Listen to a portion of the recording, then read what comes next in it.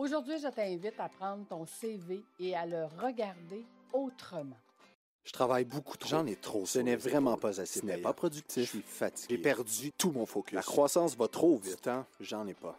Tu es entrepreneur et au début, c'était le rêve, mais aujourd'hui, tu n'as plus de vie. Tu es à la bonne place. Fais voyager ton entreprise, te fera passer d'entrepreneur à chef d'entreprise. Je suis Lucie Bouchard, fondatrice de l'Académie de l'Éclosion. Et ici, je vais t'accompagner avec des entrevues, des histoires. Je vais te donner des trucs et astuces. Merci de faire partie de mon univers. Je suis toujours au Je suis travail. fatigué. Je ne m'amuse plus. Je n'ai plus de Je vie. ne suis plus dans ma zone de génie. Et c'est parti! Et comme je te disais, effectivement, j'ai participé à une formation à l'Institut du leadership où est-ce que quelqu'un nous demandait d'emmener notre CV et de le regarder complètement autrement. En fait, elle nous disait, prends le premier travail que tu as fait dans ta vie et regarde qu'est-ce qu'il t'a apporté et que tu utilises encore aujourd'hui. Donc, je vais t'inviter, toi aussi, à faire cet exercice parce que je l'ai trouvé fort intéressant. Dans mon cas, écoute, le premier travail que j'ai fait, c'est que j'ai été serveuse dans un restaurant de patates. Et je servais des pizzas, puis des sous-marins, tout ça au comptoir. Donc, les gens venaient commander au comptoir et ils allaient le manger sur une table un petit peu plus loin, une genre de petite table de pique-nique, si tu veux. Et ensuite de ça, moi, je prenais la commande et je leur donnais, je les faisais payer. J'ai fait ça pendant plusieurs mois, jusqu'à temps qu'à un moment donné, j'ai décidé d'aller comme serveuse, mais dans un grand restaurant. Où est-ce que là, j'ai appris à faire du service en soirée, ouvrir des bouteilles de vin. Et écoute, je me souviendrai tout le temps. La première fois qu'un client m'a commandé une bouteille de vin, puis moi, j'ai aucune conscience que quand je parle dans la cuisine, tout le monde m'entend en avant. Et là, j'arrive dans la cuisine paniquée. Puis là, il faut que tu comprennes qu'à ce moment-là, j'ai 15 ans. OK? J'arrive dans la cuisine paniquée. Je dois ouvrir une bouteille de vin. J'ai jamais fait ça. Comment on fait ça, ouvrir une bouteille de vin? Puis les clients d'avant étaient crampés parce qu'ils venaient de m'entendre dire au chef que je savais pas comment ouvrir la bouteille de vin et que là, j'étais toute nerveuse en avant à ouvrir ma première bouteille. Écoute, qu'est-ce que j'ai appris de ce travail-là, le fait d'être serveuse? C'est que j'ai appris à avoir le sourire. J'ai appris, en fait, que plus j'avais le sourire et plus je donnais un bon service et plus les clients étaient contents. Donc, c'est ce que je retiens de cet emploi-là. Par la suite, j'ai voulu améliorer mon sort et je suis allée emballeuse de viande au métro du coin. Écoute, j'ai appris en étant emballeuse. Oui, je faisais aussi le service parce que quand les gens voulaient avoir des viandes froides ou certains fromages, c'est moi qui devais les préparer, c'est moi qui devais les couper et leur servir. Donc, et à ce moment-là, mon travail principal était quand même d'emballer les paquets que les bouchers faisaient pour mettre ça dans les stocks en avant, dans les comptoirs. Donc, c'était d'apprendre à gérer les comptoirs. Ça veut dire que quand il en manque, de le demander suffisamment tôt au boucher pour qu'il puisse préparer le stock, puis que moi, je puisse l'emballer, puis que je puisse le mettre en avant. Donc, qu'est-ce que je retiens aujourd'hui? C'est la planification. Comment bien planifier le stock que je devais faire pour jamais n'en manquer. Ça, c'est ce que je retiens de cet emploi-là. Par la suite, écoute, là, j'ai 18 ans et je me décide que je veux devenir bouchère. J'étais emballeuse pendant plusieurs années, donc je suis allée étudier en boucherie. En fait, je n'ai pas 18 ans. De mémoire, je pense que j'ai 16 ou 17 ans. Je décide d'aller en boucherie. Je m'en vais étudier et à Montréal. Et là, je restais, moi, dans un village. Je m'en vais étudier à Montréal pour devenir bouchère. Ce que j'ai appris quand j'ai fait ces formations-là, c'est que j'adorais être en groupe. J'adorais être dans un groupe pour apprendre. Puis, et je réalise aujourd'hui, en te parlant, qu'à ce moment-là, j'étais aussi la leader. J'étais aussi la leader du groupe.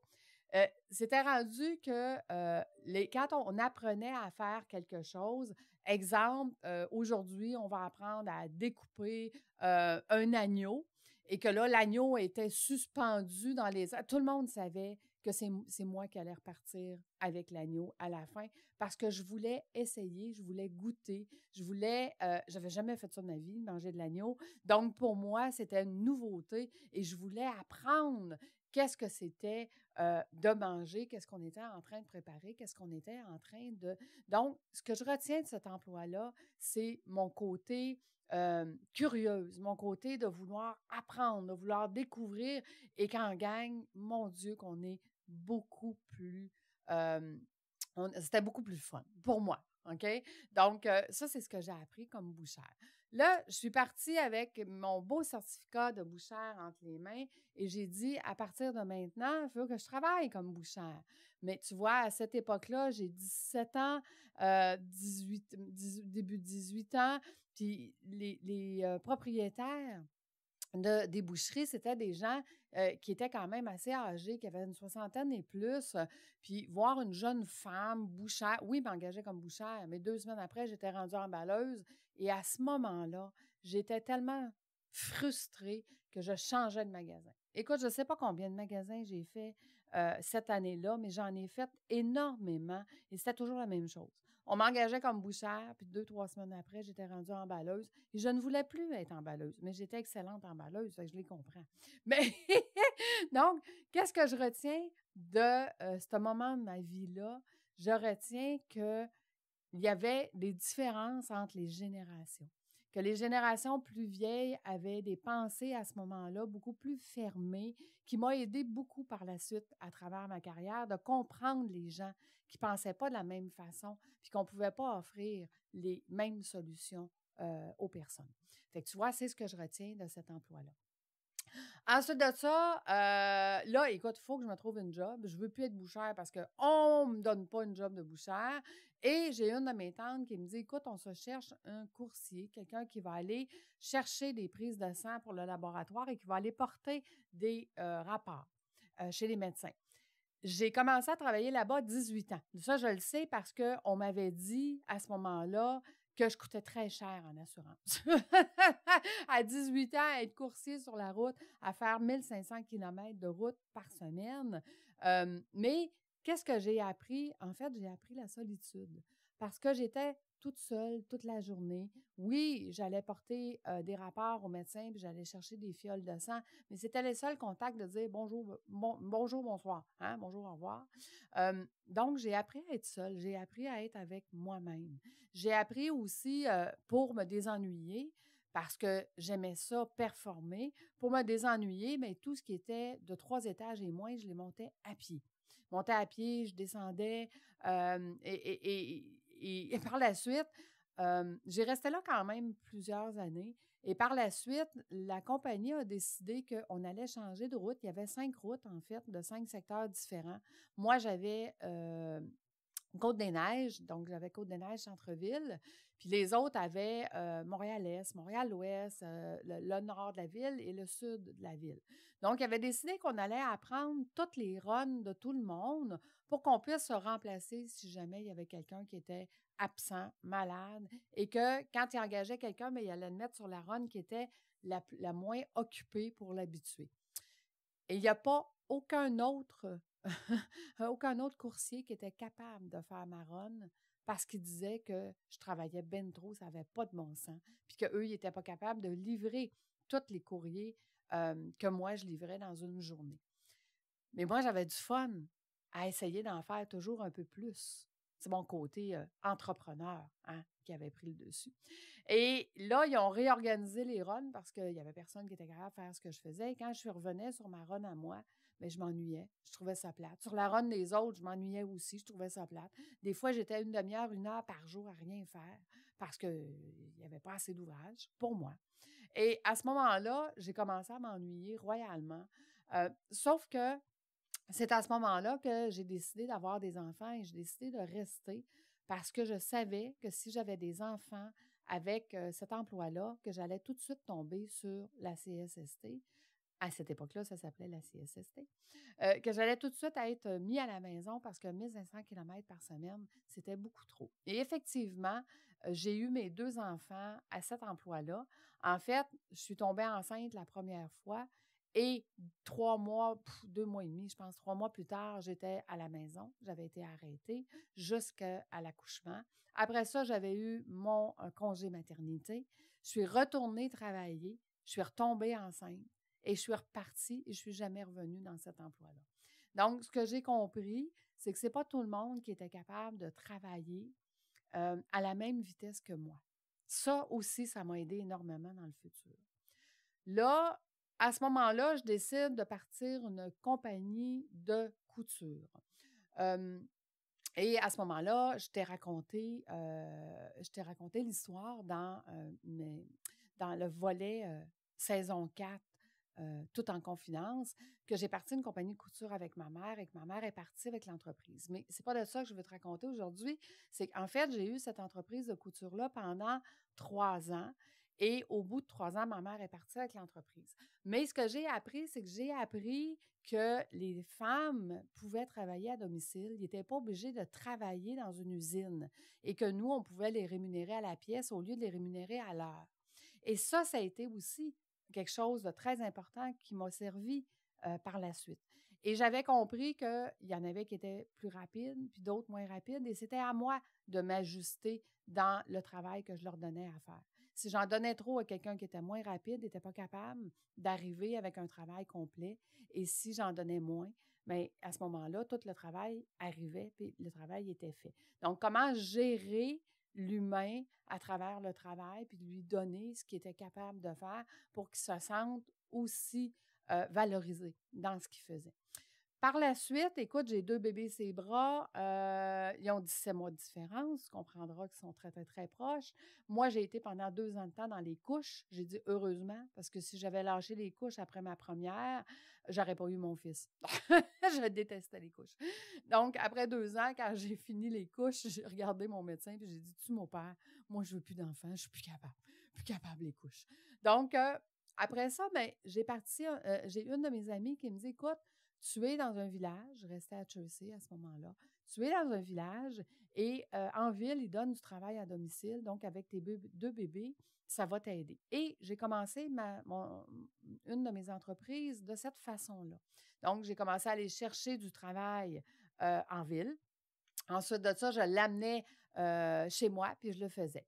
Mais là, je dis, écoute, moi, j'ai une petite vanne, je pourrais emmener plus de travail, je pourrais me trouver 2-3 copines.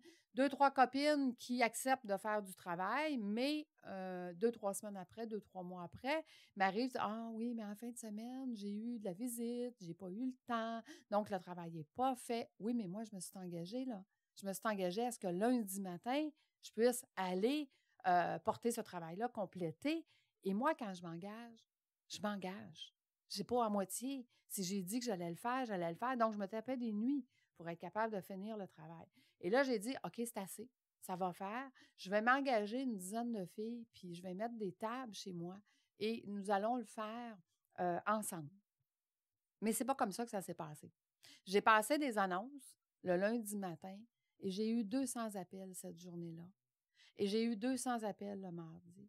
200 appels le mercredi. Et ça a continué comme ça. J'ai eu 800 appels de personnes qui voulaient travailler parce qu'il faut comprendre que j'étais dans un village. Donc, ce village-là et tous les villages envoisinants, tout le monde se connaissait. Et tout le monde disait « Hey, elle donne du travail à domicile. » Et c'est là que j'ai pris le truc de faire travailler les gens à domicile dans le travail qui se faisait généralement en usine. Bien, moi, je l'amenais. Je le séparais, puis je le donnais aux femmes qui travaillaient à domicile. Je dis les femmes parce que la majorité, c'était des femmes qui travaillaient avec moi. J'avais très peu d'hommes. Et les hommes même étaient plus ou moins d'accord à ce que leurs femmes travaillent, puis qu'ils fassent de l'argent, puis qu'ils deviennent autonomes. Ça aussi, ça a été un autre défi. Mais qu'est-ce que j'ai appris de ce travail-là? J'ai appris que j'étais encore là, une leader, puis écoutez, je faisais travailler à peu près 75 femmes continuellement. Ils s'épanouissaient, ils changeaient, ils gagnaient en confiance, ils étaient heureuses de venir. Genre, écoute, moi, là, j'allais chercher du travail. Il faut comprendre qu'à travers les années, ça a duré 7 ans.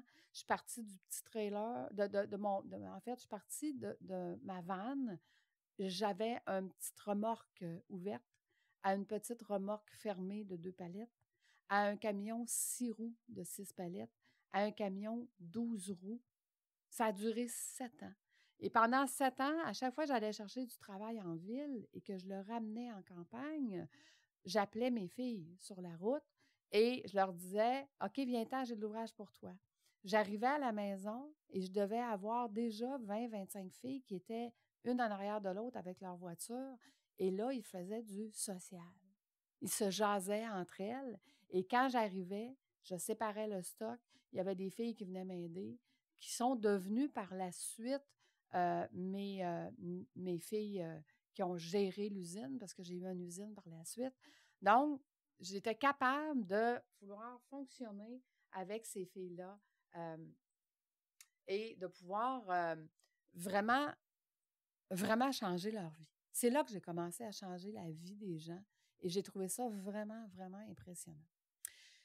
Écoute, par la suite, ça a duré 7 ans et je suis retournée aux études en finance parce que je voulais apprendre la seule chose que je ne connaissais pas de mon entreprise, qui était les finances. Et ce que j'avais appris du travail précédent, c'était que personne n'était capable de contrôler ses finances. Personne n'avait le contrôle, puis les femmes étaient obligées souvent de cacher l'argent qu'elles faisaient. Mais en même temps, ça les aidait parce que quand moi, je payais les filles, là, et je les payais une fois par mois, pauvres elles. Et quand moi, je payais les filles, écoute, les magasins du coin le savaient, là, c'était une razzia, là. Les filles arrivaient dans les métros, les endroits de rénovation. Écoute, je faisais rouler l'économie des villages et c'était hallucinant. Ils savaient quand est-ce que je les payais, donc ils s'arrangeaient. C'était comme, tu sais, à l'époque, le 1er du mois, tout le monde allait magasiner au métro du coin. Bien là, moi, quand je les payais, qui était toujours je pense que c'était vers le 20 du mois, écoute, quand je les payais le 20, là, c'était la même razzia, là. Les filles allaient faire leurs commandes pour le mois, puis je peux vous dire qu'ils en sortaient du stock parce qu'ils avaient travaillé fort, donc il y avait des belles payes. Donc, ce que j'ai appris, c'est qu'il n'y avait pas grand monde qui était capable de gérer l'argent et c'est ça qui m'a poussée, moi aussi, à dire, écoute, moi, je n'ai pas le temps non plus de gérer mon argent, j'ai juste le temps d'aller chercher de l'ouvrage et de la donner, puis je veux apprendre comment. Et là, je suis tombée en amour avec le métier des finances parce que je me suis rendu compte qu'il n'y a aucun entrepreneur qui savait comment gérer ses finances. Il n'avait pas le temps, il n'aimait pas ça, il ne comprenait pas son comptable, il ne comprenait pas ses états financiers et je me suis fait un devoir de leur enseigner. Ce que j'ai appris de ça, c'est que l'entrepreneur qui est collé le nez sur l'arbre qui est en feu, puis qui travaille 50-60 heures par semaine et qui dit tout le temps qu'il n'a pas le temps, bien, il ne prend pas le temps de comprendre non plus qu'est-ce qu'il fait. Il ne prend pas le temps non plus d'apprendre. J'ai eu quelques clients à travers les années qui, eux, étaient intéressés, puis qui, eux, ils me disaient « Lucie, ça fait 3-4 mois qu'on ne s'est pas vu, là, il faut que je te voie. » Eux, ils avaient compris qu'à chaque fois qu'ils me voyaient, je leur donnais une stratégie pour améliorer leur sort. Il y en a 300 stratégies. Donc, j'en emmenais à chaque fois une nouvelle pour qu'ils comprennent. Peut-être que ce n'était pas des stratégies qu'ils allaient appliquer maintenant, mais ils voulaient apprendre. Ils voulaient apprendre c'était quoi la prochaine étape, c'était quoi le prochain pas, c'est quoi la prochaine chose que je devais faire. Et c'est ce que je leur ai enseigné.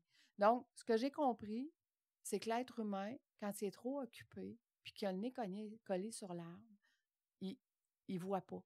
Il ne voit pas qu'est-ce qui pourrait l'aider et il ne voit pas comment il pourrait faire. Et ça l'a changé aussi ma vie, ce que j'ai compris là.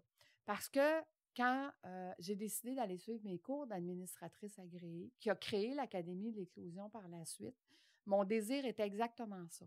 Était de donner le temps à mon entrepreneur pour qu'il réalise que si tu te sors de ton quotidien et si tu apprends à travailler autrement, puis si tu apprends à gérer tes finances, à gérer tes risques, à faire ta planification stratégique, à travailler avec tes équipes autrement, à faire des affiliations, des associations, tu vas faire plus d'argent, tu vas avoir plus de temps, plus de liberté. Et aujourd'hui, j'en ai fait ma mission. Aujourd'hui, j'en ai fait ma mission d'accompagner mes entrepreneurs à dire, premièrement, ayons une clarté sur ce que tu veux dans ta vie. Ayons une clarté sur ce que tu veux comme vie extraordinaire, parce que oui, c'est possible d'avoir une vie extraordinaire, même si tu n'y crois pas, même si tu doutes, mais ton intuition te dit que c'est possible, bien, suis ton intuition. Parce que c'est elle qui a la vraie réponse. C'est elle qui t'a guidé à partir de ton entreprise et c'est elle qui te pousse à changer, à modifier, à t'améliorer, à chercher, c'est cette intuition-là, ce sixième sens-là que les entrepreneurs ont entre eux. Celui qui apprend à l'écouter, c'est celui-là qui réussit. Et maintenant, ce que j'apprends à mes entrepreneurs, c'est de dire, on va d'abord te sortir de ton entreprise. Et c'est ce qui m'a amené à vouloir avoir une compagnie de voyage déductible, parce que j'ai accompagné des clients au mois de janvier où est-ce qu'ils étaient sortis de leur entreprise. Ils étaient avec moi pendant une semaine. On a fait cette clarté-là. On a parlé de leurs équipes. On a parlé de comment ils devaient gérer leur équipe autrement. Et déjà, juste en une semaine, ça avait déjà tout changé. Et j'ai réalisé que si je prenais ce moment-là, une semaine avec mon entrepreneur et que je l'accompagnais comme un mentor, comme un manager, comme un coach, que si je l'accompagnais dans cette semaine-là, bien, par la suite, le chemin, il serait beaucoup plus facile pour lui ou pour elle. Il serait beaucoup plus facile parce qu'il y aurait une grande clarté, il y aurait une grande... en fait, ce que j'ai compris, c'est que quand c'est clair qu'est-ce qu'on veut dans le futur, quand notre cible, elle est claire, notre corps donne l'énergie nécessaire pour pouvoir l'obtenir. Ça veut dire que quand c'est pas clair, quand j'ai le nez collé sur l'arbre, quand je suis trop occupée, j'ai pas d'énergie, je suis fatiguée, j'y arrive pas. Mais quand je sais que j'ai un but et que l'arbre est l'autre bout du lac gelé, bien, je vais avoir l'énergie nécessaire pour pouvoir l'atteindre parce qu'il y a un objectif. Et cet objectif-là, il me parle à moi. Moi, mon objectif est d'accompagner ces gens-là qui ont une intuition de dire « je dois faire les choses autrement, mais je ne sais pas comment ». Et je leur apprends, puis je les vois évoluer, je les vois se transformer, je vois leur vie se transformer. Parce que quand tu as 50 à 75% plus de temps dans ta vie, ça transforme les choses.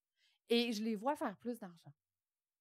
C'est hallucinant. Écoute, je me rends compte à te parler aujourd'hui que j'ai toujours fait ça, que j'ai toujours amené les gens à améliorer leur vie, que ce soit financièrement, que ce soit consciemment, mais de suivre leur intuition. De dire, ton intuition te dit, fais ça, je vais t'accompagner et je vais t'aider à pouvoir la suivre. Aujourd'hui, mon intuition à moi me parlait très, très, très fort de dire, Lucie, tu dois accompagner tes entrepreneurs et tu dois les sortir de leur entreprise pour qu'ils soient avec toi continuellement. Et cette intuition-là, bien, ce que j'ai fait, c'est que je l'ai fait en joignant voyagedéductible.com et l'académie ensemble pour être un manager de mes entrepreneurs. Pour être capable de dire pendant une semaine, ensemble, on va se faire une clarté de ce que tu veux. On va parler de tes équipes. On va parler de comment on pourrait fonctionner autrement. Je vais les accompagner pendant 1 an. Comme eux, ils le veulent. C'est eux qui vont décider. C'est eux qui vont décider la cadence, en fait. C'est pas moi. C'est eux. Qu'est-ce qu'eux, ils ont besoin? Et je vais les accompagner. Je vais les accompagner pour qu'ils atteignent ce que leur intuition dit, mais sans perdre ce pourquoi ils travaillent depuis plusieurs années.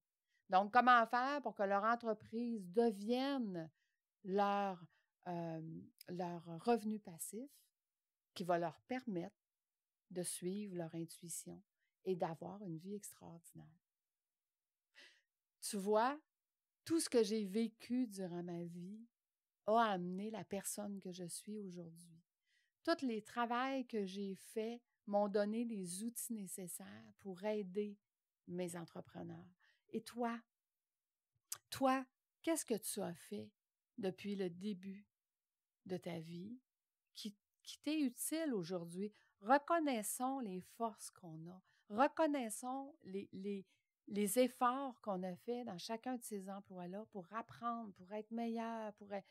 Reconnaissons ça et maintenant, reconnais que tu es une personne extraordinaire. Puis quand les gens me disent « j'ai un syndrome d'imposteur, qui suis-je? » Tu es tout ça. Tu es tout ça. Tu as pris le temps et les efforts de faire tous ces emplois-là, d'apprendre dans tous ces emplois-là, pas de te moduler, mais t'as appris, t'as évolué, et tout ce beau bagage-là fait la personne extraordinaire que tu es aujourd'hui. J'aimerais, si tu le désires, que tu viennes me mettre en commentaire sur ma chaîne YouTube quel a été ton parcours. Raconte-moi qu'est-ce que tu as appris de tous les emplois que tu as eus toi aussi. Qu'est-ce que ça t'a appris que tu utilises encore aujourd'hui? Reconnaissons qui nous sommes. Je t'embrasse, je te souhaite une excellente journée et j'attends tes commentaires. À bientôt, à tantôt. Bye bye.